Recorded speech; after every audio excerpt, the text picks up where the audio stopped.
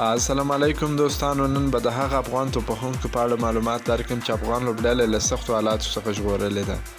ویډیو تر اخره راسره وګورئ. که په دې چینل کې نوي یاست د چینل هم درسره سبسکرایب کړئ. په 2012 کال کې مو د استرالیا سره 500 ورځې لوبه درلوده چې افغانستان سخت خراب روان او بیا محمد نبي و اصغر افغان و چې ودرېده او بیا منډې ملګرتیا وکړله، خپله لوبډله یې د سخت حالت څخه وایستله. دویم په 2014 کال اسیا کپ کې افغانستان له بنګلادیش سره 500 ورځې لوبه روانه وه چې افغانستان په نوي منډو کې 5 لوبغاړي اوټ وه او بیا اصغر افغان او سمیع الله شنواري ترمنځ ملګرتیا 144 منډې ترسره شوه چې اصغر افغان په 80 منډو ناټ اوټ او سمیع الله شنواري په 83 منډو رن اوټ شو او په نتیجه کې افغانستان لوبه وګټل. دریم په 2014 کال کې افغانستان د زیمبابوې سره 500 ورځې لوبه درلوده چې د سیریز اخري لوبه وه.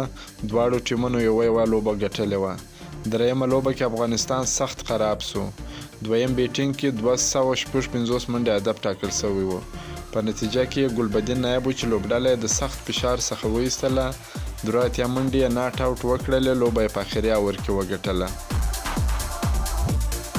څلورم په 2018 کال اسیا کپ کې افغانستان د بنګلادیش سره 500 ورځې لوبه درلوده چې د افغانستان لومړی بیټینګ د سخت حالات سره مخامخ و چې نتیجه کې رشید خان او ګلبدین نایب ترمنځ شاوخوا 100 منډې ملګرتیا وسوله او لوبډله یې د ماتې وژغورله.